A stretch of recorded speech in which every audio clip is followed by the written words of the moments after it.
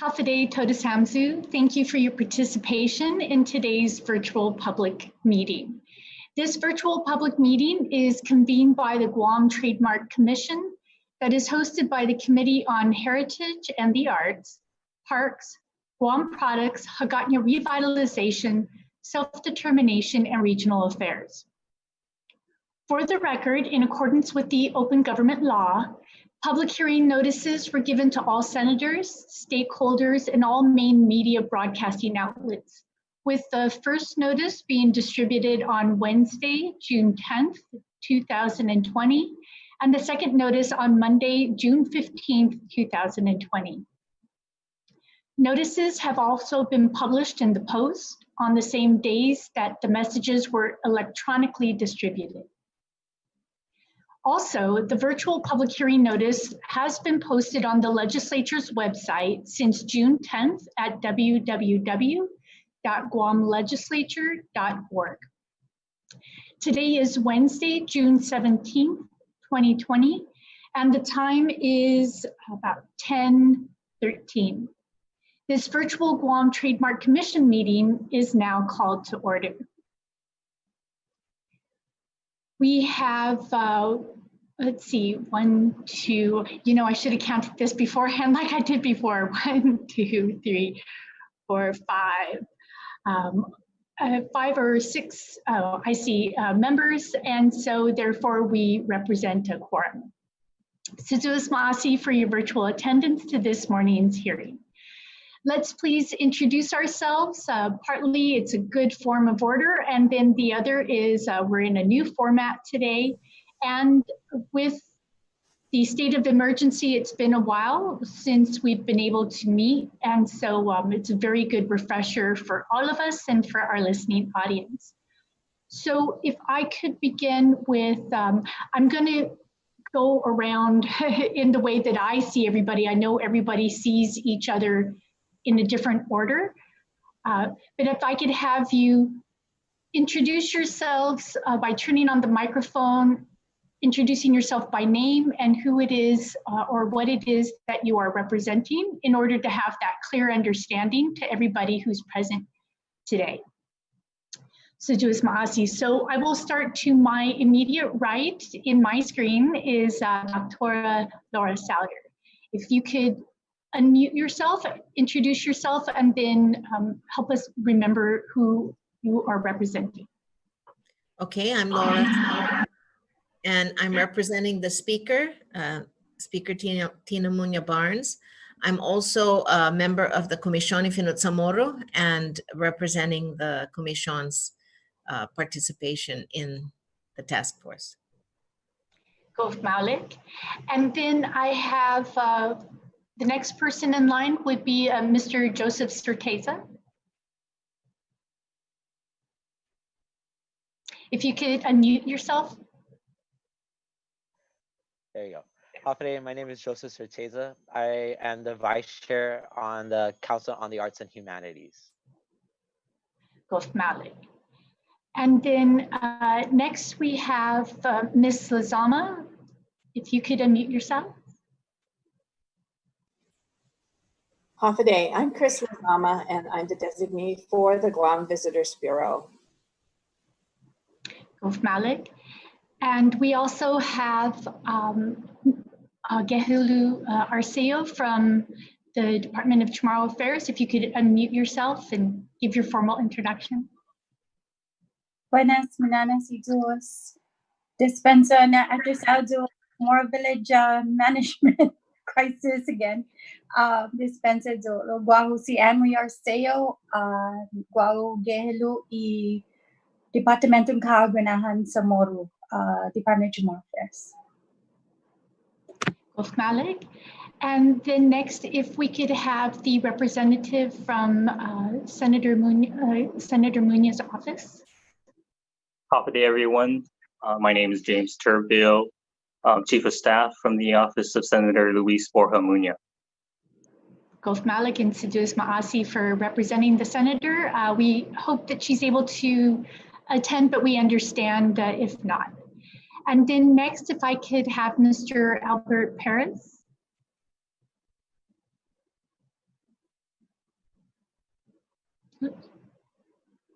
While we wait for him to, Sorry, Albert Perez, okay, representing Department of Revenue Taxation. excellent. Gulf Malik, and then, yeah, okay, great. And then if we could have Mr. Baza. Hafide, good morning, Senator and everyone. Matthew Baza. I am the CEO/Administrator's designee for the Guam Economic Development Authority. Gulf Malik. And next we have Ms. Nauta. Buenas senadoras and hamzutodis, Guahusi Rita Pangolina Nauta. I'm representing, like Dr. Lolling, the speaker's office, and also serving as the managing director for guampedia.com. Sizusmasi. Gulf Malik. And so that represents those that are attending. And as you see, we have a wide experience of expertise, and we are so appreciative. Each of your expertise really adds to this commission greatly. And then I'd like to notice that we have two staff from my office that are here. If you would introduce yourselves as well. Victor Lohan, committee staff. Roland Villaverde, committee staff. Gulf Malik. And so we do have a chat on the side. If there are any technical or other issues, you can communicate to the staff through there, and we'll try to make sure that everything stays on track and everything is resolved. So Sizuz Masi for the introductions, and it's great to see you all again. It's been too long, and I hope that all of your families are safe and well. The agenda for this morning's virtual Guam Trademark Commission meeting has been emailed to all of the commissioners. I hope all of the participating commissioners were able to download and view today's agenda. And really, it's about reaffirming and reestablishing where we were, because it was a while ago that we last were able to meet. And then that will provide that solid foundation so that we can move ahead together and do our important work. A web link has also been provided in the email on the PDF agenda attachment. The web link directs the commissioners to my office's virtual drive, where copies of prior Guam Trademark Commission meeting transcriptions and resources may be downloaded. The meeting files are compiled in a committee report format and are publicly accessible at the Legislaturan Bahan website. So they're accessible to all. Before we proceed, I'd like to make just a few small remarks. Really, it's been an emotional 3 months. As we all know, we're in this worldwide COVID-19 crisis, and we've had to worry about the health and well-being of our loved ones, and we've even lost some members of our community. While we've battled COVID-19 very successfully, we know that we still have a possible second or third wave to worry about, and so we continue to wish everybody's family well and the entire community. We wish for the safety of us all. We've also seen a number of movements calling for justice and systems of accountability, and yet at the same time, we still have important work to continue, such as the work of this commission.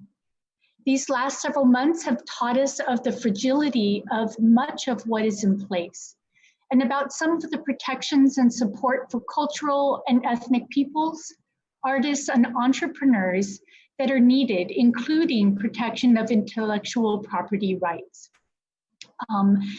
You know, the more that we're protecting them, the more that we are arming our community to reinvent or re-envision some of how they do their business or do their work. Much of it has to be virtual now, which means that it's very open and accessible on one hand, but perhaps needing that extra layer of protection on the other. So let us proceed into item 2 on the agenda, the new business, and continue to our virtual meeting requirements. So once again, thank you so much for joining me. I know that everybody had to make time in their very busy schedules as we're trying to do our best for our community and the work of each of our entities as we are in this unusual and extraordinary time. So we want to go over the general rules of conduct for all of the commissioners in attendance. The conduct of this hearing shall be as follows. All participants must abide by rules of conduct and quality assurance standards, including broadcasting from a quiet room with little to no interruptions. The use of virtual backgrounds is not permitted. Broadcasting from a room with adequate lighting, specifically to ensure that a participant's face is not backlit but visible at all times when speaking. Please ensure that when you are speaking that you have unmuted the microphone and you are speaking clearly into your microphone. The chair will recognize individuals to speak on the discussions at hand, or you may let us know through the chat room on the side, or raising your hand works well as well. Discussions shall be confined to the substance as it appears on the agenda, which has always led to very rich discussions, for which I am extremely appreciative. That is the importance of having our different fields of expertise be represented by people such as yourself that are very passionate and committed about the work that you do. Sijuas Masi for your continued commitment to the work of the Commission. Today's meeting is the Commission's 9th meeting. The Commission officially met last on Monday, December 16th, 2019. So how quickly 6 months flies by. Another Commission meeting was called on February 7th, 2020, but it didn't quite make quorum.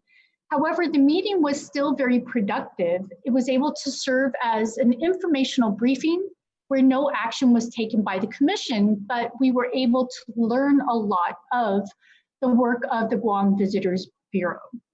Pilar Laguana, who was then the president and CEO of GVB, provided a detailed overview articulating the Guam Visitors Bureau's development of the Guam brand and GVB's role in serving as a critical bridge between linking government, the tourism industry, visitors, and the local community.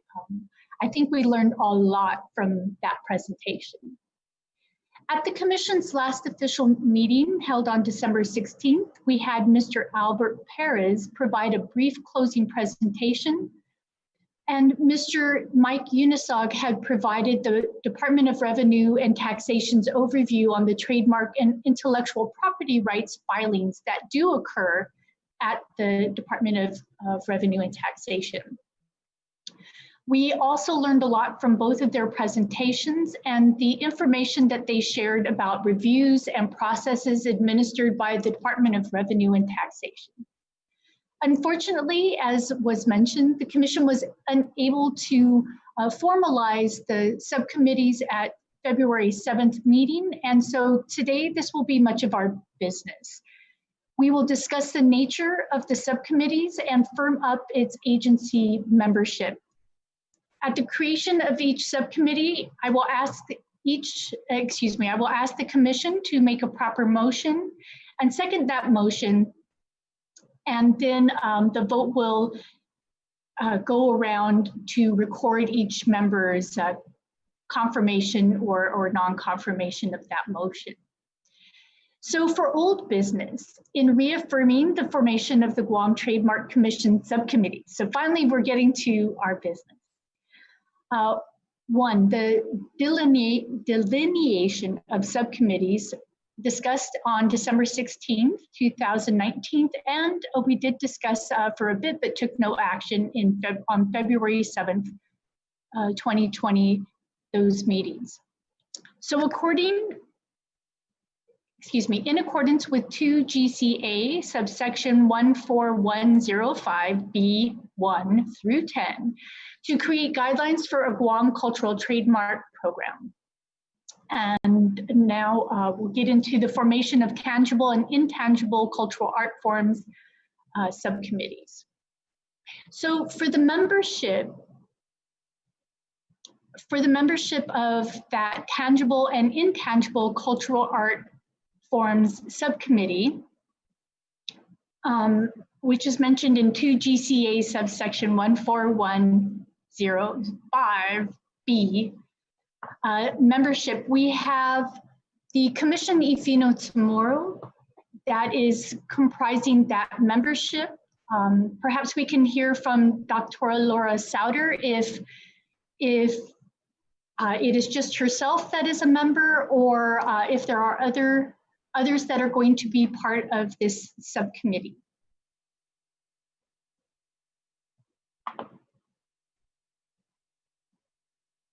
And then if you could remember to unmute yourself. I'm sorry, I know we have all these layers of process. Sorry. The subcommittee is comprised of all of the members of the commission, the Comisión Finot-Zamoro, and several members of our staff. So we have a group of about 11 who will actively engage with me in making, doing the research and making the proposal to our commission, to our Trademark Commission. Both Malik, we are very, very fortunate to have the membership of all of the commission members. So please pass on our Situas Maasi for their willingness to contribute in this way and spend some of their time that way. And I believe the work of the commission, if you would like to outline it, or we can discuss it as a commission, but I believe you had an outline of the work that the commission will be, the subcommittee and the commission members will be doing. We, part of our exploration, if you will be to try to define what is meant by tangible and intangible properties from the indigenous perspective.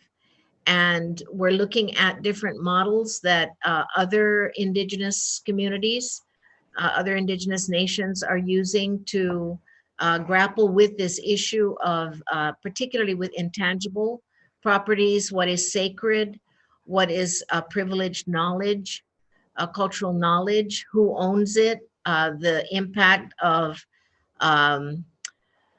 commercialization and capitalization or capitalism has informed our definition of ownership in a way that really is counter to the communal ownership rights that many indigenous communities practice. So we're trying to grapple with all of that. And we're hoping to be able to schedule as soon as we're able to get together, because we work best when we're in a retreat situation where we can really bring everything to the table and discuss it. So we're hoping to be able to have a work session or retreat around these issues at, in the not too distant future. But we do welcome input, feedback from everybody. And so I appeal to the community through this platform.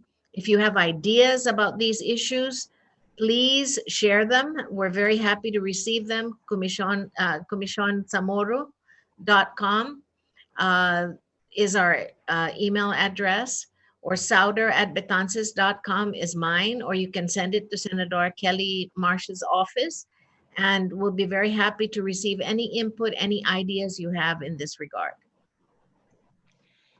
Both Malik and Situas Maasi, from the heading, tangible and intangible heritage or resources or property rights, it might sound like a very simple and straightforward task, but as you outlined it, it was very important to hear because you were covering a real breadth of what needs to be done. It shows a lot of thoughtfulness and understanding of the issues that are involved, and accomplishing it as you went through them, I know is no small task. It's going to take a lot of thought, a lot of research, as you mentioned, and it really fits in line from what I've seen with the World Heritage tangible and intangible listings of cultural and other properties. Intellectual property rights and traditions and so forth. And so the value of that work is that it's going to really be thoughtful for our artisan entrepreneurs, but perhaps also give us a way to be armed with and have thought out how we can participate at that UNESCO level through a nonprofit. You'll have done a lot of the foundational work there, so we really appreciate that.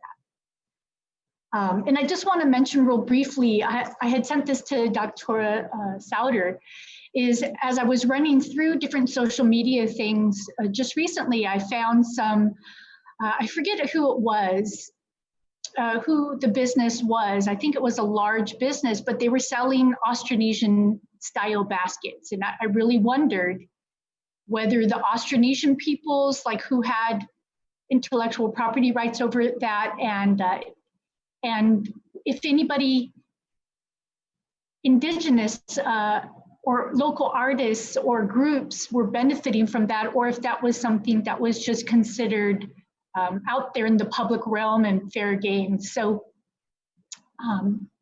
definitely still relevant as we're seeing these businesses and entities around the world developing their different wares.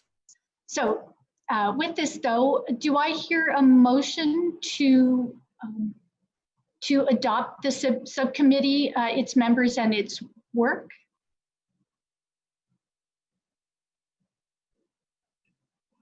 I motion.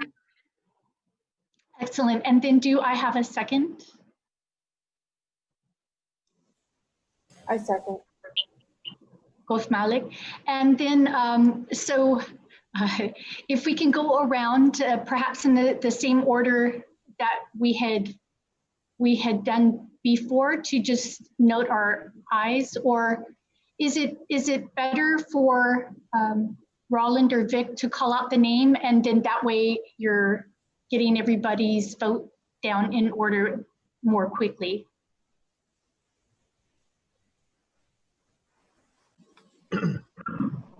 Dr. Laura Sauter. Aye. Aye. Rita Nauta, Aye. Joseph Certeza. Kaha. Before I make a decision, is there space to in Robert's rules to ask a question? Oh, absolutely. I know we're in the process of voting, so I think that kind of Right. Joseph And Certeza. I'll next time before we move ahead, I'll also allow a space for questions. It's a little different this time around since we're virtual, and so I do mean for that time for questions to be available. Okay. Again, So okay, I'll just say aye. Okay, Okay, but it's in the please- discretion of the chair. Yes, to but determine that. please do ask the question. The more that we understand or think things through, the better. Okay. Just a comment. In the subcommittee, I'm assuming that it's just a research subcommittee. As to my, is that correct? The subcommittee is creating research to kind of provide an idea of what tangible and intangible art forms are. It's just a research subcommittee. So, yeah, so I believe what you're asking is, will they be researching it and sharing that back with us? And then we as a committee, a commission, will have discussion and then make the final decision as a commission, if that answers your question. Okay, yes, it does. Because I was assuming that commission also, after the whole trademark has been created, that specific commission will be the overseer on anything that's tangible and intangible. I was thinking that commission will just translate to that body that has that responsibility to decide what is tangible and intangible. And if that's the case, I think there needs to be a variety of voices rather than a specified organization having that responsibility to decide that. So My understanding, Joe, is that we will be recommending to our commission here definitions and clarity about what we mean when we talk about tangible and intangible. But the Comisión de Finotsumoru has not been designated, nor has it accepted responsibility to be the what do you call it? The Determiner. Determiner, yes. We're just serving as a subcommittee to recommend to the full commission what some of our findings are. Okay. Thank you for the clarification. That has answered what I was thinking in my head. So thank you. And I'm very glad that you mentioned that. We may have had some of these discussions in December, but that was quite a while ago.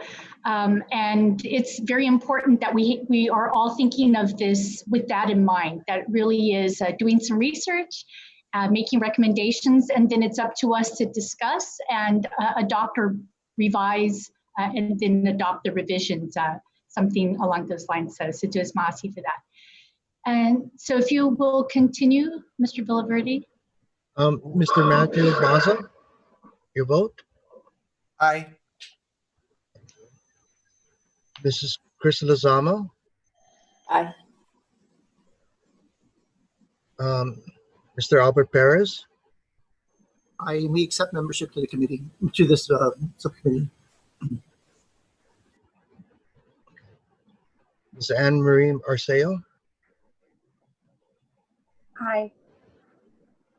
and then again, Mr. Turbio, the language of the enabling law, Senator Munoz would have to. Okay. Understood. But I just like to comment that I know that the senator would wholeheartedly support and Thank you. this venture. So, thank you. Well, Malik, that's very good to hear, Sejus Mahasi. So if you could read off the number of ayes and whether the motion is passed, just to have it formally recorded. There are, but Vic, 7 ayes, no nays, and 1 for support. Both Malik. Okay, and for the next subcommittee, this is Aspects of Culture Subcommittee, and it follows 2 GCA subsection 14105B, 1 through 5. The development of a logo, and let me just go ahead and read, but of course it's still up for discussion. Some of what we had considered as the work of the aspects of this subcommittee.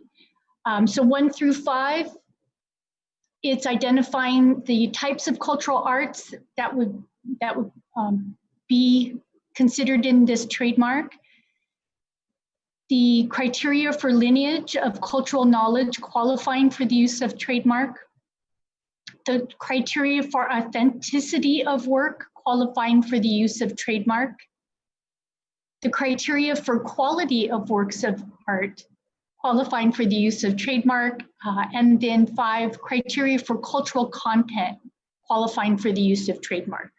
So as we can see, there's quite a bit of work there.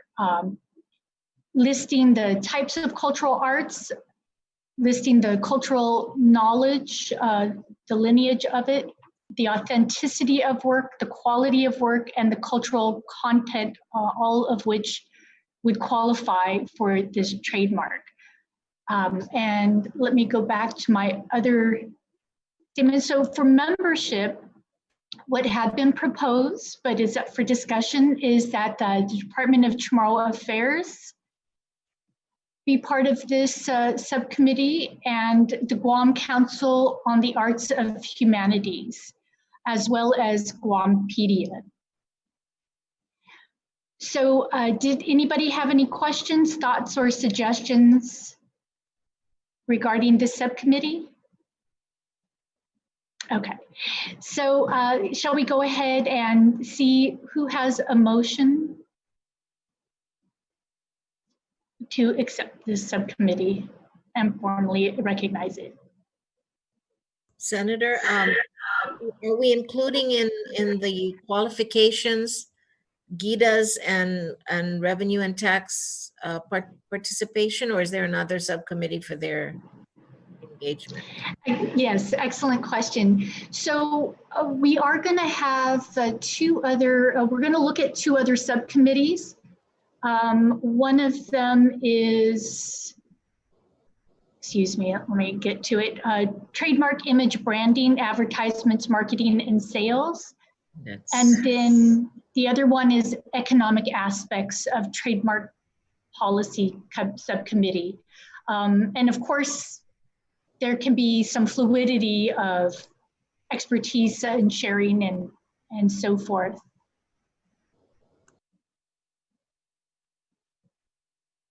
Yeah.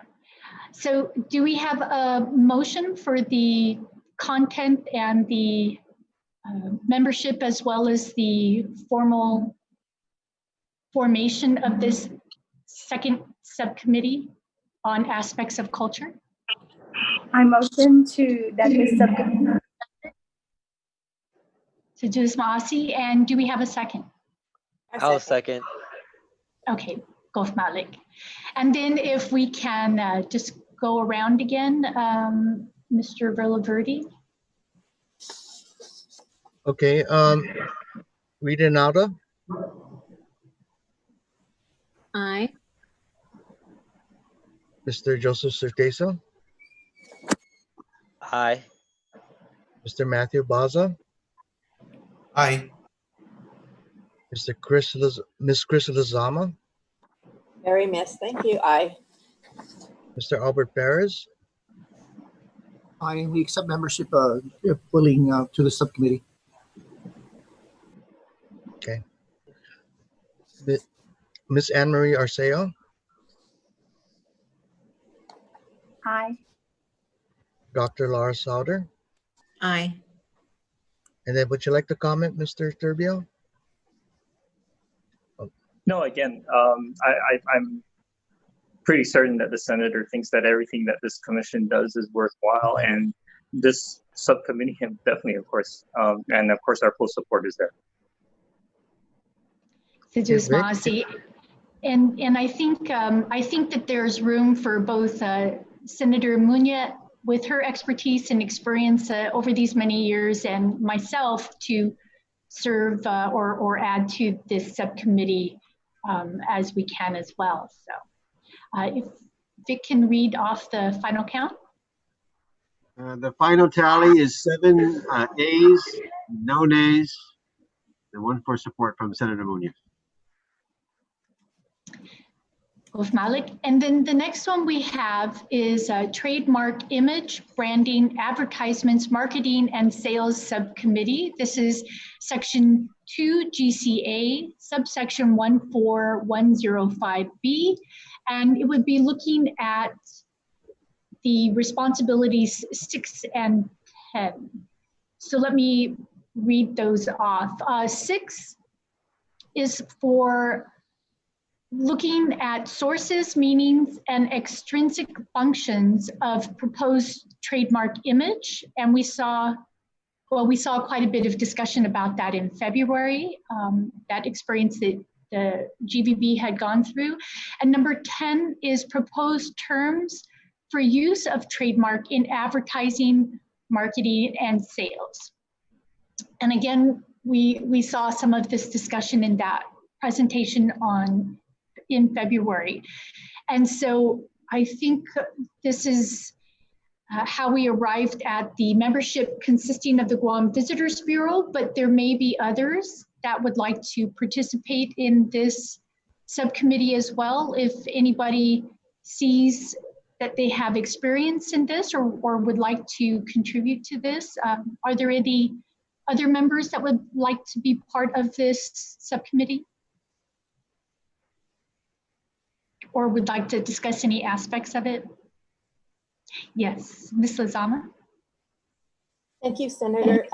With respect, I actually tried to reach out to Mike Unseog to discuss this. Unfortunately, I understand he's been detailed elsewhere, so I'll have to try another route to reach him. I would like to invite the GITA and RevTax membership to consider participating in this subcommittee, primarily because of the wealth of information that we learned during their presentations, but I also think that their expertise would best benefit us in this subcommittee. That makes a lot of sense to me. I do agree with what you're saying. And I guess if we could hear from Mr. Perez and Mr. Baza, if they would be able to participate and spend some time and effort in helping flesh out that subcommittee? Yes, of course, we'll be happy to participate and join the subcommittee. Both Malik and Mr. Baza? Sure, yeah, that sounds good. Just looking at the agenda, then perhaps it would make sense to just take 3 and 4 and combine them together into one subcommittee, just for, I guess, ease of administrating the subcommittees versus having to do double the work under 2 subcommittees. That did cross my mind as well. So I think that makes a lot of sense. And this is the value of our discussions. So rather than some of the exact same members being members of 2 separate committees, it may make sense to just call it the trademark, image, branding, advertisements, marketing, sales, and well, or just what do you guys think? Trademark, image, branding, and economic aspects. Does that cover the advertising and marketing to say economic aspects? What do you guys think? It's probably a little harder without seeing the notes that I have, sorry. Yeah, if I can, because I was going to recommend for item 4, if we did proceed with that subcommittee, to refer to socioeconomic aspects as opposed to just economic. Very good. With that theme, I would incorporate that in 3 if we're going to combine 3 and 4. Excellent. I think that's a very good suggestion. We want a more holistic approach. Mr. Certeza? If that's being said, then when we look at the 2 previous subcommittees, when it comes to intangible art and aspects of culture, my perspective as an artist, that's inclusive also. So when it comes to tangible and intangible, that all of that are aspects of culture at the same time. That's just my personal experience. Like what we do, yeah. Everything in art and culture, everything culture is tangible and intangible at the same time. So in terms of defining it, yeah, I kind of feel the kind of same sentiment as the other 2 subcommittees, like how they're feeling like maybe they should just join forces because, you know, it doesn't help overlapping. And when you look at aspects of culture and tangible and intangible, to me, like, that's the same thing. I'm sorry, I know I'm saying a lot and this is my first time. No. This is exactly what we're here to do, and that's exactly what our expertise is for, is to think these through.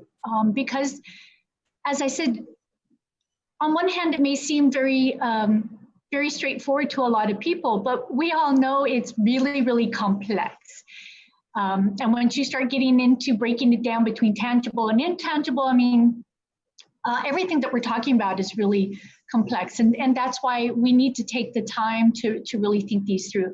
Now, one way to do it, if we wanted to combine that and just talked about aspects of culture, is within the subcommittee, there could be the committees that, you know, so that work is shared but discussed amongst yourselves before it gets to the larger, and before we have the Attorney General's office weigh in, before we have Department of Revenue and Taxation weigh in. Is that something that you'd like to propose, or Dr. do you see value in keeping the work separate, because we are going to communicate with each other afterwards? But you'll be in communication in between. What do we think is a good direction going forward? Could I comment first? Yes. I lose my trend of thought regarding the 3rd committee. I think that we include enforcement in that definition as well. So if we say trademark, image, branding, socioeconomic, and enforcement issues, because I think that revenue and tax and GIDA both have dealt with enforcement aspects, and that's the weakest link in the chain, right? So I think that needs to be I would like to suggest that that be incorporated into their scope. And then relative to Joseph's question about combining the tangible and intangible committee that the subcommittee that I'm coordinating, and the one for DCA, CAHA, and Guampedia. Joseph, I think that part of our discussion related to arts is broader. Artistic expression is much broader than indigenous issues concerning tangible and intangible properties. So I think that from what I understand, the scope of what my subcommittee will engage in is looking at tangible and intangible from the communal indigenous perspective, and that the subcommittee to which CAHA and DCA and Guampedia have oversight is to look at what are the artistic forms in general, whether they are Chamorro or not, that relate to the Guam reality.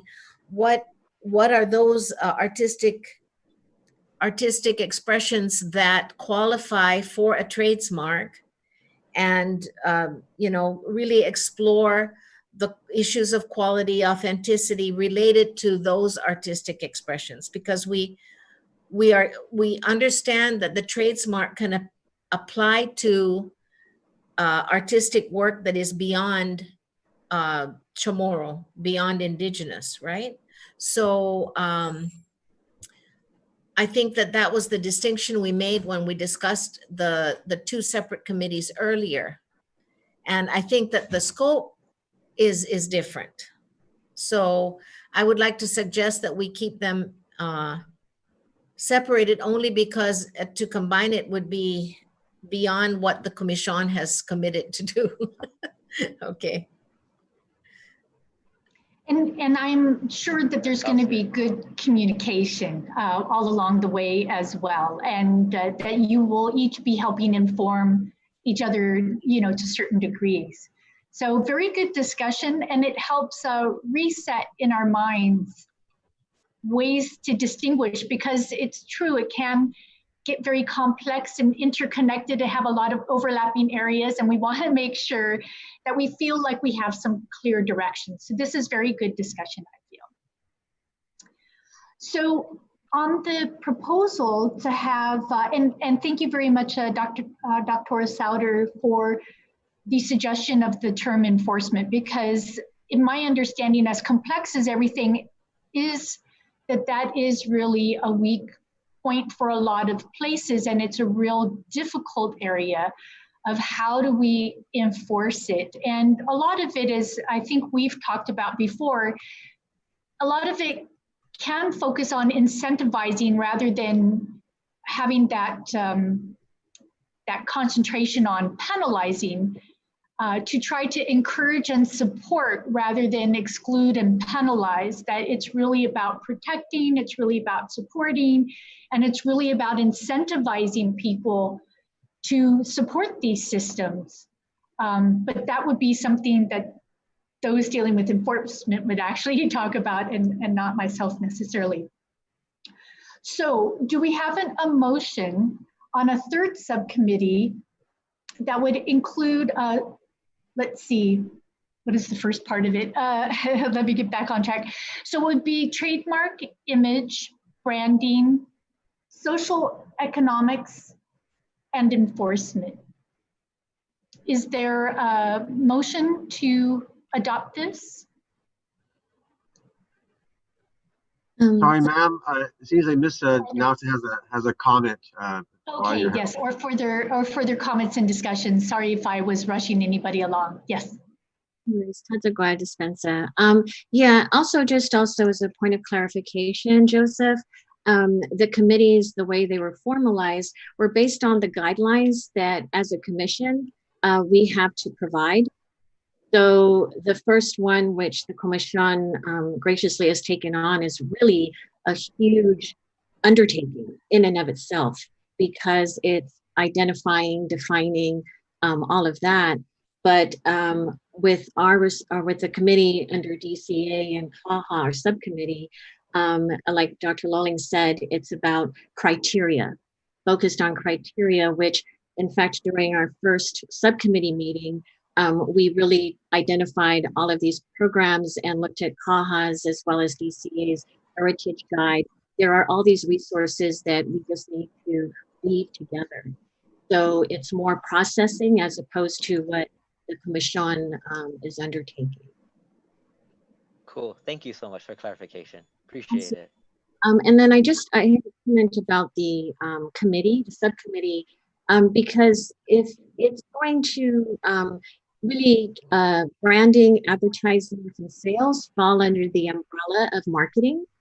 So you can really say marketing, social, economic, and I think enforcement. Gulf Malik, yes. I like that. The shorter we can get them, the better.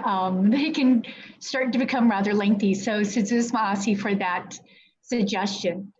So is there any further discussion? I don't mean to rush us at all. I want us to have healthy discussion. In fact, it's part of the highlight of my day is to come here and talk with all of you. Yeah, well, can I ask? Yes. Will these subcommittees be allowed to establish further subcommittees in its efforts? Absolutely. And I think that will be important because let's say we have the Office of the Attorney General or the Department of Revenue and Taxation. And so there may be some aspects that with imaging, let's say, that's part of marketing that you feel is not using your time as efficiently as possible. And so maybe there would be a subcommittee just on imaging where certain expertise can come into play while saving your time and your expertise for other aspects. So I think everybody is on the same page with this, that we should be able to, the subcommittees themselves should be able to form some working committees underneath it.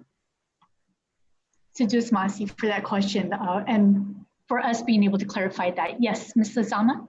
I have one, you know, the issue of branding has actually been a very, very big part of, you know, of this process. And I just don't want it to be misconfused with or mistaken under just a marketing understanding in general. I was writing down the motion to, you know, combine your 3 and 4 agenda items into one subcommittee under trademark, image, and branding, marketing, policy, and enforcement.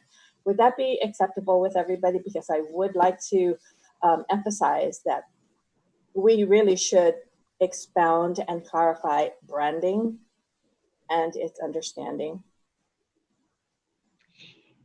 Sujus Maasi for that.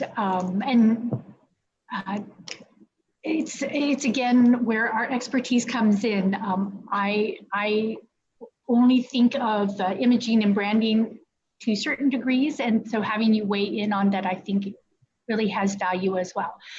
Could you put that in? I had not had my chat open, but could you put it in the chat so we could all look at it, and then maybe I could read it out loud one more time, or you could? Certainly, let me do that. I also wanted to share that, you know, just last week, Matt Bozza from GITA and I were also discussing the issue on, you know, branding and trademark. And there were some questions we both couldn't answer. And, you know, it led to some pretty good discussion that I felt would warrant, you know, further exploration and maybe definition. And I thought that this would be perfect within this commission to address. So let me do this. Gulf Malik. Matt, if you want to go ahead and chime in on it, that'd be great too.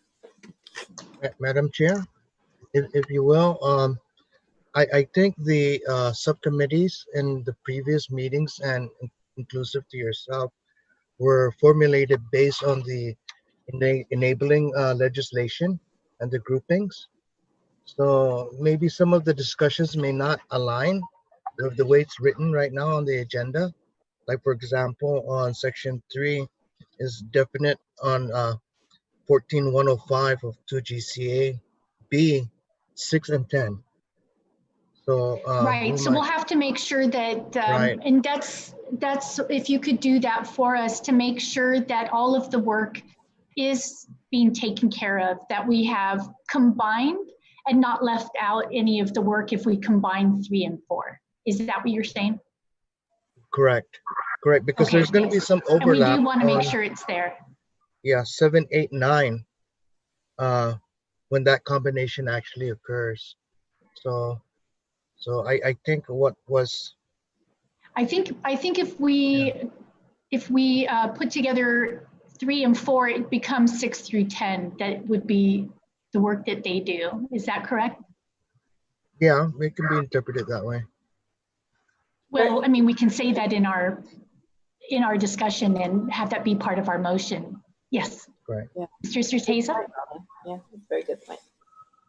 I don't know. I'm really am trying to be really mindful and really think through about what Miss Lizama was mentioning, because branding and image is very critical, especially when we have the indigenous concept. We have to be very respectful and really treat it sacred in a way, because if we're using the trademark and the trademark is representing our indigenous artisans, we really have to do due diligence on making sure it's respectful to its 120,000th degree kind of deal.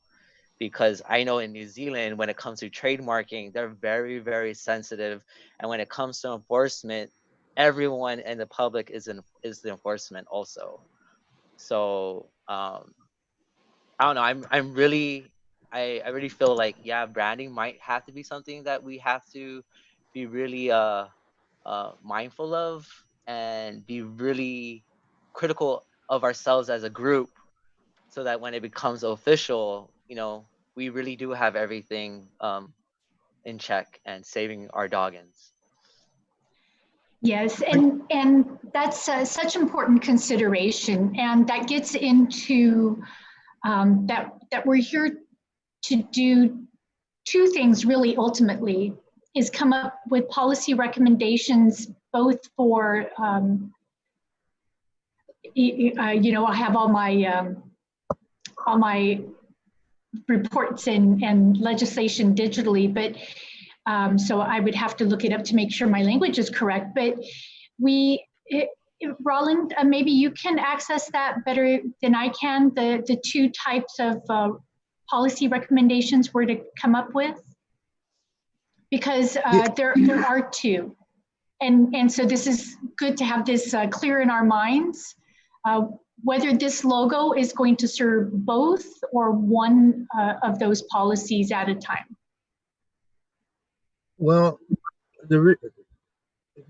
Madam Chair, the original legislation, which the commission is supposedly required to abide by, distinctly separated 10 items.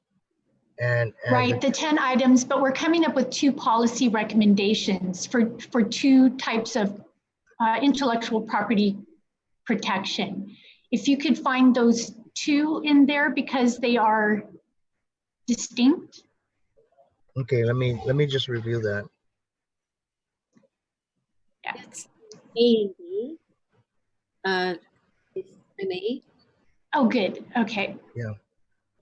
The new Guam Trademark and Intellectual Property Rights Act to create and regulate the trademark law in Guam as it relates to or mirrors the current applicable U.S. trademark and intellectual property rights statute, and provide additional statute needed. Right. That's one. And then the second one is the Cultural Certification Trademark Program, titled the Guam Cultural Trademark Act. Those are the Sujuis Maasi for reminding us of those 2 different programs. And so when this 3rd subcommittee, once we decide on the parameters of its responsibilities, some of what they will look at is branding, imaging, and logo development, I believe, for both of those. And so they may be 2 distinct ones. And so your point is very, very important.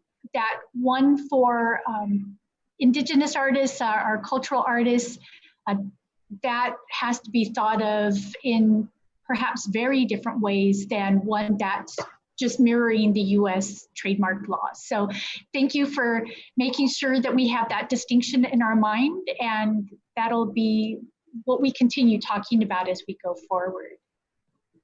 Is there anything else anybody wants to bring up to get everything squared away properly in our minds as we're setting all of these things in subcommittees and moving forward with our tasks? Yes, Mrs. Nauta? Hey, Senator, I just wanted to, which I think, you know, with Mr. Surteza bringing up a lot of, highlighting a lot of things, is that with these 10 guidelines, it also does say that they're not limited to the following. So although identified, these 10 guidelines are specific, it does not limit our commission to addressing other things, that especially as we move forward, a lot of things will pop up that will come to mind, which we shouldn't, because it's not here in the 10, we should, you know, be considerate of it. So I just wanted to point that out.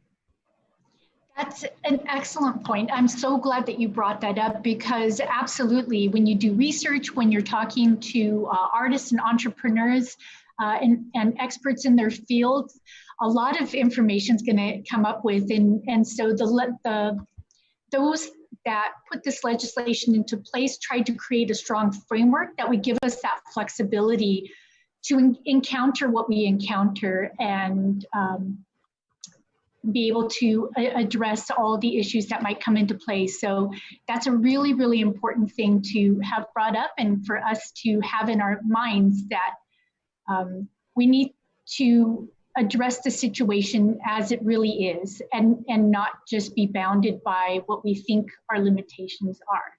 Yes, very good. Any further discussion? This is very good discussion. Excuse me, Senator. Via text here, Mrs. Zama has proposed a motion. Okay. You see it there.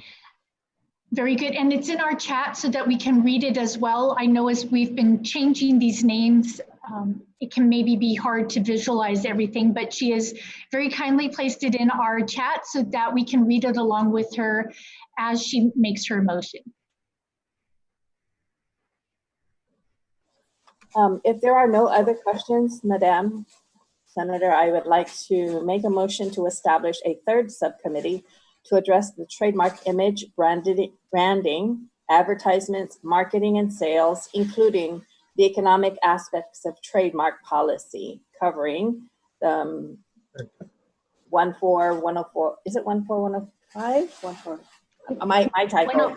14105B, sections 6 through 10. Right.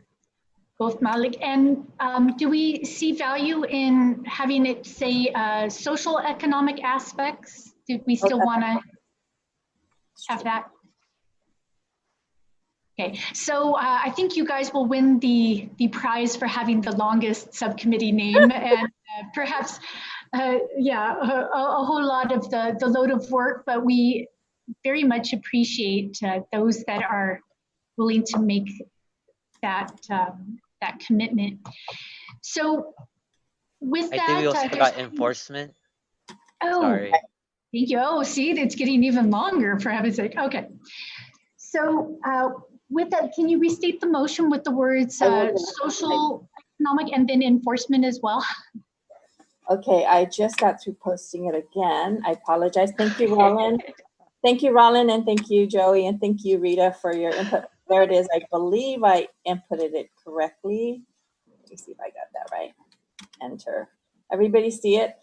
It's a motion to establish a third subcommittee to address the trademark image, branding, advertisements, marketing, and sales, including the socio-economic, hold on, my computer went down. Wait. Socio-economic aspects of trademark policy and enforcement, covering 14105B, section items 6 through 10.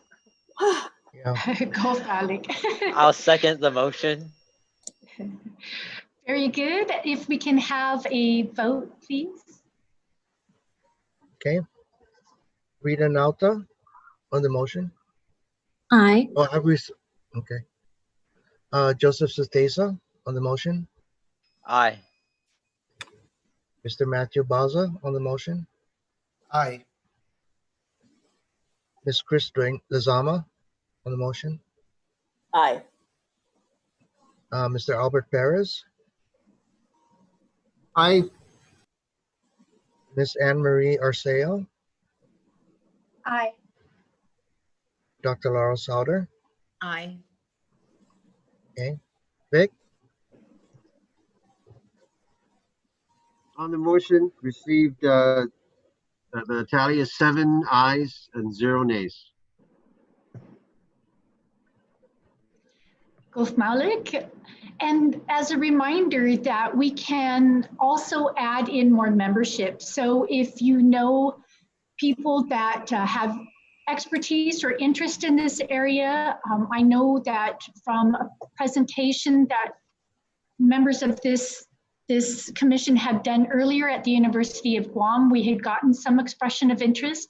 So if you can find others that are willing and able to participate, please build up your membership. And for those that are listening in, they can contact my office if they have some interest as well. And we can see if we can get people connected. There's a lot to do, and we certainly are willing to and wanting to hear from as many with experience or interest in these areas as possible. So with this, we'll move on to the next item, and that's looking at our subcommittee duties and responsibilities. So reporting back to the commission on membership the next time we meet. If we have any additional members that we'd like to make the others aware of, we can be reporting back on that, and then reporting to the commission on activities, if we've been able to meet and carry out some of our work and report back on some of that as well. Are there any thoughts on those? Do those seem like acceptable goals moving forward for our next meeting and for how we proceed? Okay, Doctora? Do we have a deadline or a target date for the recommendations from the committees? Have we set a timeline? That's a very good point. With this state of emergency, we have certainly had to change our timeline. Earlier, when we were meeting in December, I believe we had talked about maybe getting our work done by July, but July is next month. So obviously, we're going to have to push it back, probably, similar to the number of months that we've all been dealing with this state of emergency. Is there a proposal? We're to meet monthly, so we can meet in July and August, perhaps reporting back. What do we think is a reasonable time for trying to get this work done? Would August or September be something that we could be shooting for? Yes, Mr. Baza? Might I suggest, since we've now finally formally established the 3 subcommittees, Yes. that maybe the subcommittees themselves sit down and meet in whatever format they feel works best for them, based on all of our schedules. And then maybe the subcommittees can sit down, kind of discuss what they feel that particular subcommittee might need in terms of time to do it as quickly and as efficiently as possible. And then maybe the subcommittees can provide an update report at the next full commission meeting to say, we've talked about it, we think it's going to take us 60 days or 90 days. something to that effect. Excellent recommendation. I wholeheartedly agree that that makes sense rather than coming up with something that's perhaps too disassociated with the actual work that needs to happen.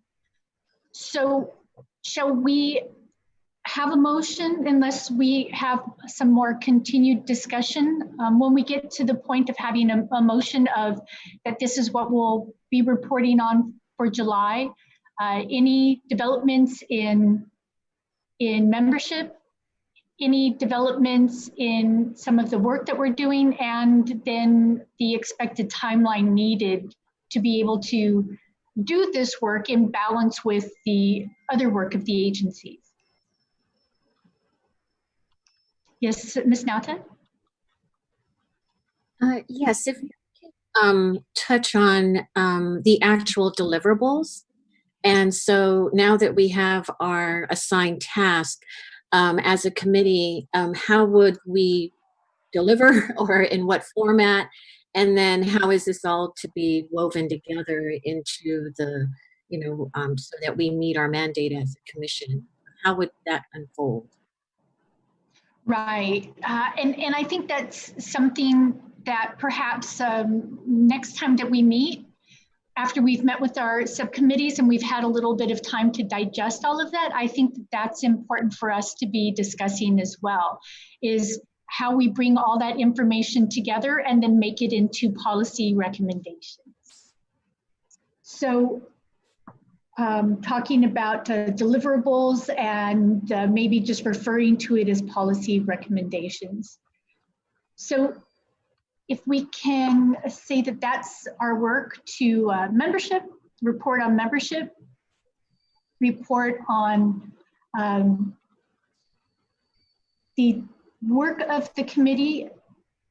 If there is work to be reported, I'm sure that there will be something to report, maybe even just the structuring within the subcommittees and how you're divvying up or approaching the work that you're going to be tackling.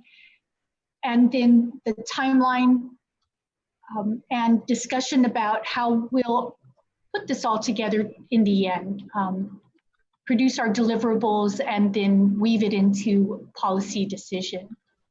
And so what we'll do is if that motion goes forward or whatever motion, whatever form that motion takes, my office will make sure to send that out to everybody so that we have that clear understanding of what we're working on between now and sometime in July. Is there any other discussion of us moving forward to get ready for July and the other work ahead of us? Okay, so with that, do we have a motion? Maybe I should type this and put this in. Do we need me to type it or restate all of the goals for July? Or is everybody okay? Do we have somebody that can put forward a motion for, let me make sure to type it in so that we're all on the same page here. Let's see, message to everybody. So that we're going to be reporting on membership as well as work of the subcommittee thus far. The timelines that it's going to take to get that work done. Did that one go through? Somehow. Yeah, okay, timeline is showing. Very good. Deliverables and policy recommendations. Is there somebody who would like to make a motion?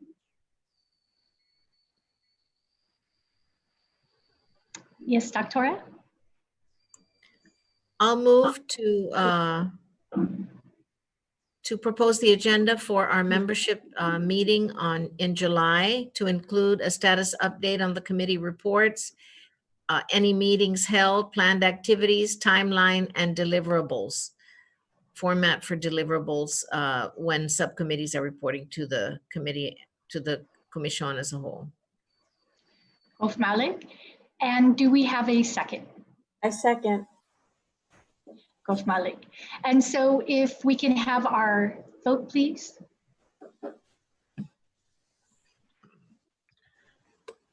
Ms. Rita Nauta, Aye.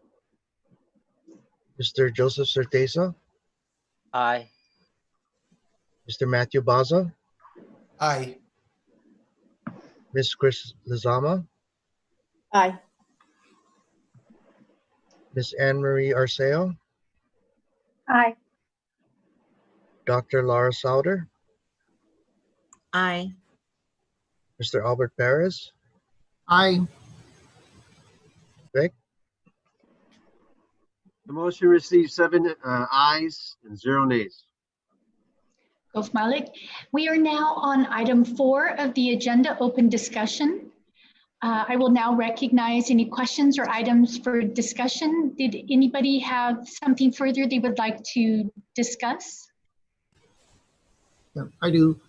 Do we envision establishing an independent Guam Trademark Office to fulfill all of the statutory requirements currently in existence, plus what we're going to develop with this with this initiative here? Or are we just going to keep that revenue tax and have the other government agencies be an integral part of registering these tangible and intangible art forms? That's an excellent question. And I remember in the presentation that Dr. Sauter gave that she had looked at some of how different places had tackled this in First Nations peoples, I believe it was Canada and in New Zealand. She had looked at models there and elsewhere. Do you have some thoughts on this, Dr.? In most jurisdictions, they do set up separate entities to provide oversight and facilitate and coordinate the activities of a trademark process. But so in relation to Native American or First Nation tribes in the U.S., in Canada, and in Alaska, they did set up separate entities. Those entities may have fallen in to broader government structures. I'm not positive about that, but mostly to make it easily accessible to artists and to people who want to register their trademark or their intellectual property rights, because if it's hidden within a department, and I don't mean hidden as in any deliberate effort to hide, but hidden because there's so much bureaucracy, sometimes it's hard for people to access. So whatever we do, I think we need to make it extremely accessible to the people who are likely to need the service. Yes, thank you so much for providing that. Mr. Certeza? Just to continue on what Dr. Laura Souders was mentioning, in the Aboriginal community of Australia, there is a separate entity that kind of does a lot of the enforcement, and it does serve as the main hub that artists will just know to go to. And I do agree with Dr. Laura Souders. Accessibility for our artist community is something that we need to be really mindful of.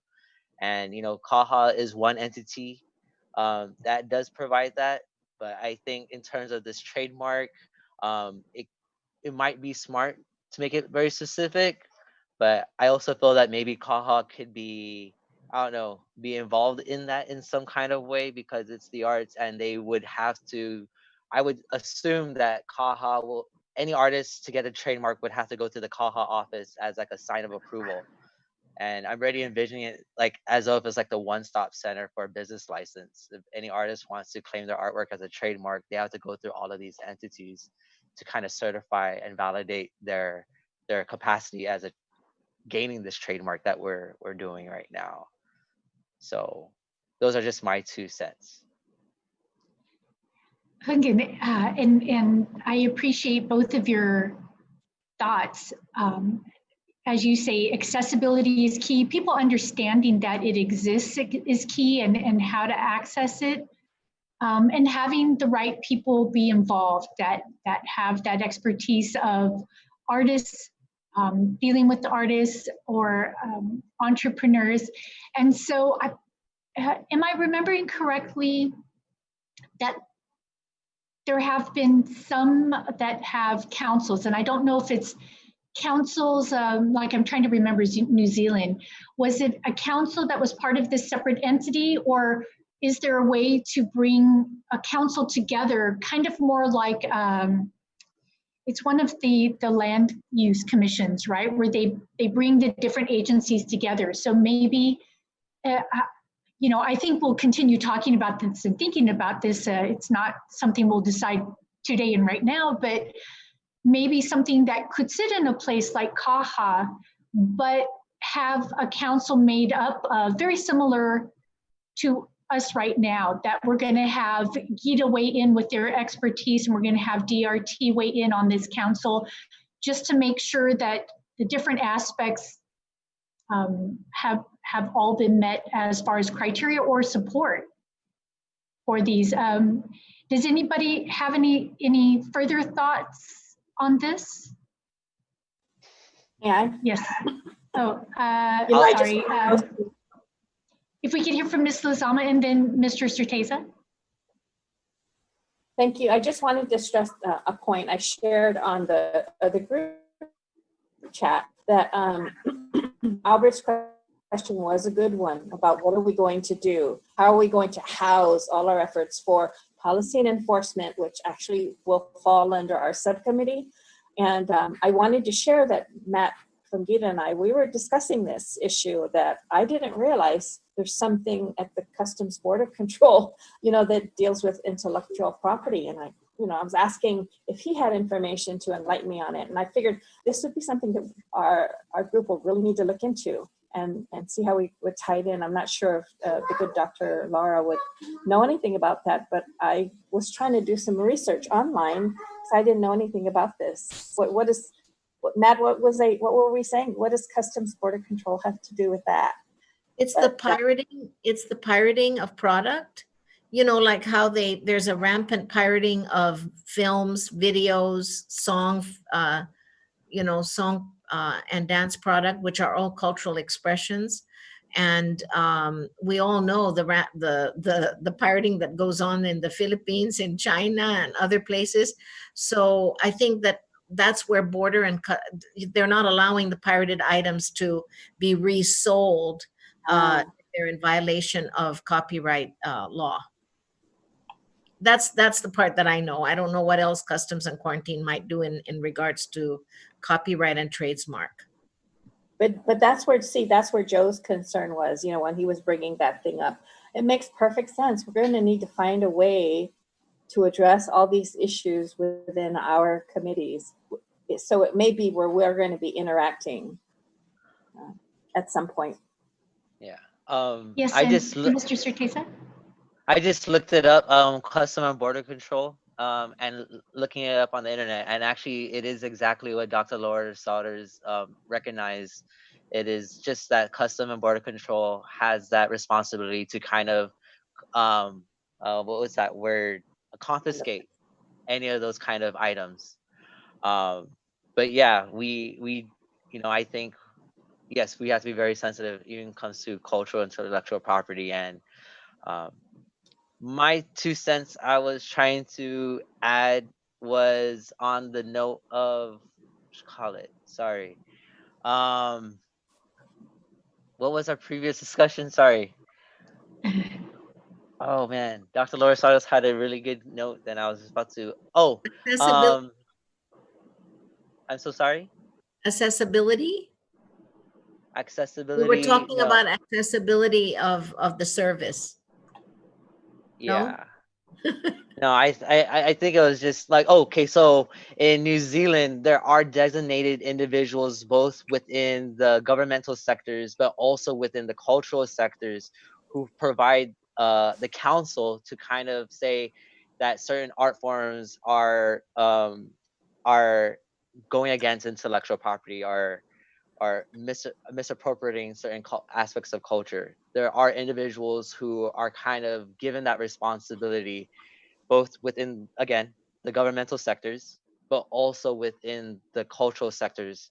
And that's within the artisans, or within, even within the commission of like, how do they, who's to be that individual that will uphold that responsibility, and it's a very, we have to look at it as a very kind of sacred format, and not really look at it as what we kind of know as like a legal format too. So we have to understand that when we look at trademark, especially when Dr. Laura Salters and her team give us that presentation, we have to understand that it's another level of thinking that, has to be in our mind.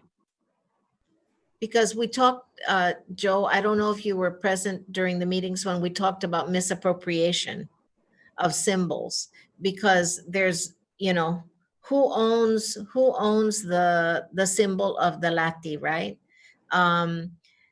It's even the pronunciation of the word is a misappropriation. When you mispronounce the way it is, the word is said in an indigenous language. So we talked a lot about that, and we talked about someone. Was it GVB or no? I think it was the Attorney General's office, the lawyer who gave us several presentations, who taught us about how we can misappropriate even a logo, right, or a brand, and just by leaving out one little piece of the Coca-Cola brand, you can misrepresent the Coca-Cola brand, that kind of thing. And we talked also about, for example, who owns the Sinahi, right? And can any artist recreate the Sinahi in their merchandise for sale, and what are the parameters? So it's a very, very difficult, these are very difficult issues to handle. And who determines misappropriation? There were huge mega lawsuits against Disney and those companies that did Lilo and Stitch, and the other films that included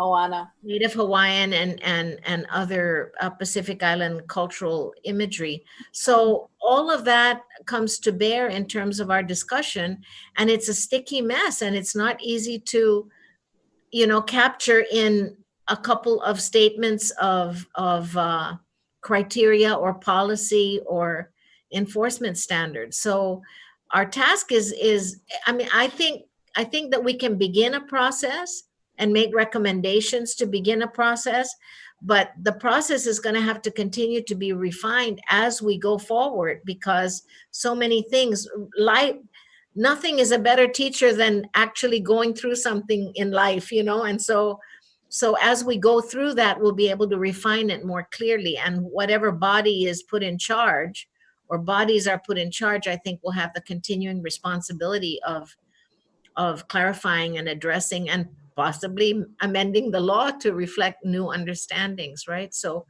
but definitely these are kinds of things that we have to consider. And who has the legitimacy is another question that we explored earlier. Who has the legitimacy to determine that something is this way or that way? And we have to agree that a group empowered to make determinations has to be given that legitimacy. Otherwise, it's going to be, it's like the arguments we have about whether a chant is authentic. My understanding is that if Chamorros chant, it's authentically Chamorro because Chamorros are chanting and they created it. But there are some people who say, if it didn't exist in the ancient past, it's not legit. Well, how do we know whether it existed in the ancient past? But we are actors in our own culture. We're agents of culture ourselves. So what we define as sacred today may not have been defined as sacred 10 years ago. So, but this again is opening up a whole different kind of discussion. But sometimes we just have to be kind to ourselves and recognize who we are as players. because we are agents of culture, and we are legitimate because we're alive, and we are part of what is defined in modern terms as being Chamorro. So we have to get off of this idea of trying to entrap ourselves into discussions that are fruitless. Sorry. Very, very good discussion. Yes, and it reminds me of things that Mr. Perez has brought up, amongst others, about where trying to validate claims, and I think that really brings to mind that what we're working towards is something strong and flexible as a framework, rather than something that's mired too much into the minutia and trying to get every detail down. It's how can we come up with that strong, flexible framework where things can be adapting over time, because as you mentioned, absolutely, validity, it has to be people with the community's understanding of having that ability to qualify something as fitting or not fitting in within this ability to be protected. And so it's going to need that organicity, for lack of a better term, perhaps. But these are the things we will definitely continue to discuss. And I appreciate everybody's thought in this, because each of you are bringing up such important points, and all together it makes the whole. And I know that Mr. Baza has a lot of experience with things like customs and quarantine. With the Guam product seal, this is some of how they're able to enforce and continue to support our local entrepreneurs, is by making sure that they're working with those controls at the border, I believe. Is there anything else you wanted to add in, Mr. Baza, or anybody else? Basically, just that, I'm looking back on the subcommittees we formed, and once the hard work is done, and I say the hard work are probably the first two subcommittees, because the first two subcommittees are defining the what. What are we trying to define? What are we trying to protect? And then that gets transmitted to the third subcommittee, sort of. We're all going to work concurrently, of course. And then the question becomes, how do we legally enforce those things that we are deeming to be worthy of enforcing? The intangible versus tangible, the question about can you take a chant and give it a trademark? I mean, then that becomes sort of the work of how do we find a legal way of enforcing those requirements, and then how do we establish, like you said, Senator, that flexible framework where someone who creates chants can come in somewhere, whether it's in an existing government agency or in a new entity that's created out of a collaborative effort of other agencies, that says, I want to get a trademark to say that my chant is authentically Chamorro, for lack of a better phrase, at this point in time. So all of that will grow organically, like you said, out of first defining what do we want to protect or what do we want to define, and then we come up with sort of how we brand it, like Chris said. How do we come up with the brand that defends that? How do we, like Mr. Perez said, how do we come up with the entity that enforces it and licenses it and permits it? Because then we get into the whole discussion of when you start talking about it commercially, what requirements are we going to put on a business license, for example? What are we going to have them come in and pay a separate fee for a permit like a Guam product sale, all that kind of stuff. So it really does become very comprehensive, and really, it does seem like a daunting task, but I think if we tackle it in the order in which we're trying to tackle it, I think we can get something done that would be pretty good. Not perfect, of course. I don't think we're ever going to get a perfect solution, but something pretty good. Something workable, that serves the artists and the entrepreneurs that we're wanting to yes. protect. Right? Go Malik. And yes, I agree with others that have put in the chat that it's a very good wrap up to our discussion, I believe. And what we need to continue to have in the back of our mind as we're working through our different tasks, that have thoughts like that about how we're going to actually put this into place, like who would carry it out and how will it be accessible and all the other things that we mentioned and enforceable. So good discussion as always. I'm looking forward to July already and hearing more from everybody. With this, are there any other items up for discussion, or are we ready to move towards adjourning? Ms. Nauta?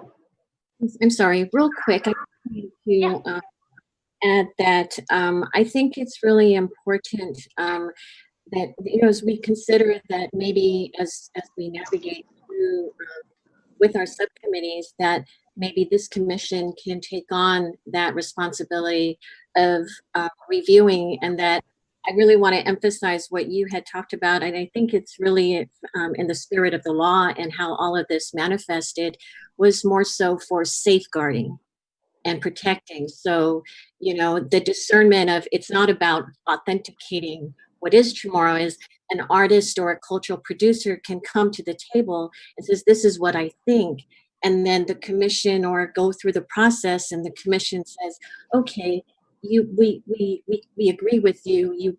This is protecting, this is not violating, this is not against what we consider. But that the commission does have two components: the Guam trademark and intellectual property rights, and then the cultural side of it. So, you know, it's important that we recognize there's two avenues, and that the cultural side of it is very, as Joseph had mentioned, is sacred, and it's part of who we are. So, but we maintain that overarching perspective of safeguarding, as opposed to, you know, discerning and saying, you know, this is what it is, because we want to perpetuate and encourage younger generations to share their expressions in different ways. And like Dr. Lolling said, if you're a Chamorro and you're singing a Chamorro song, it's a Chamorro song, right? And so I think that we really need to, especially as committees, subcommittees, and it does seem like a daunting task, but if we align it with the UN 2030 agenda, which has indigeneity as part of their 17 principles, that we could definitely, because one of the areas that they identified was traditional livelihoods, traditional knowledge, and collective rights. So if we can, and it's important that there's a whole emphasis on community outreach to educate globally the importance of indigeneity, of indigenous peoples. And so, you know, Reverend Tax, Bureau of Planning, GITA, all government entities across the community, we all need to be educated about indigenous rights and indigenous people as awareness. So I think that's very important. Just wanted to share that. This is awesome. Excellent, excellent. I'm so glad that you added that in. And if I could throw out one last thing as well, we had talked before about getting some feedback from the United Nations, saying that, you know, we're as a territory, we're not a party to the World Heritage listing, and for either tangible or intangible cultural heritage and traditional knowledge and expressions of culture. But that through a nonprofit, we could participate. And so I just want to continue to encourage. We have nonprofits that are part of this commission and nonprofits out there that perhaps can be tackling some of this, because I remember when Frank Rabone was here, he was saying, and I'm sure we all have examples of feeling like intellectual property rights are very vulnerable right now, and they are being taken. He had examples of his own dancers ending up on candy wrappers, if I remember it correctly, and things like that. And so if there's anybody in this commission that has the ability and time to start pursuing this with the United Nations, that it's maybe something that we could do hand in hand, that as they're fleshing things out and going on this journey, that we can be working together with this commission as we're also trying to flesh out and understand all of these complex issues.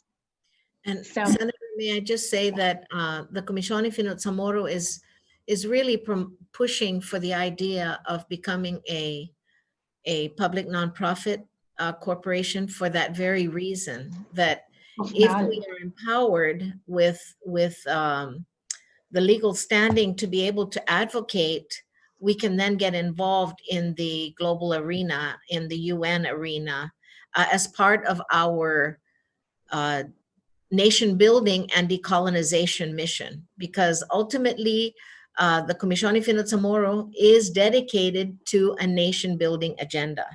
And we are doing the work in this commission of nation building and decolonizing. And nobody said it was going to be easy, but it sure is important so that we can make sure that the next generations benefit from the legacy that we leave them in this regard. So it's going to be a lot of hard work, but we are very creative, brilliant people, and we can do it. Yes, we've seen a lot of productivity already, and so definitely we appreciate that.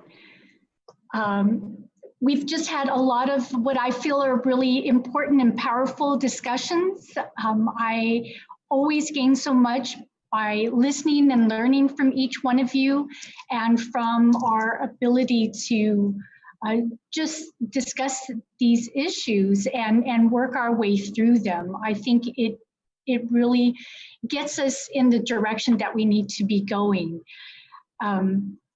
So very good open discussion as well. Very good discussion in the creation of our subcommittees. I think we're on an important track, that we've set ourselves some achievable goals. As you mentioned, it's a bit daunting, but if we take it a step at a time and a task at a time, we're going to make some significant progress and get ourselves to where the people need us to be to help protect the cultural rights, but also just our local entrepreneurs' intellectual property rights as well. So with that, if there is no further item for discussion, can I hear a motion to adjourn? So moved. And do I hear a second? Second. Malik. All those in favor? Oh, I guess one last time, one more round before we go. If I could have Mr. Villaverde capture the vote.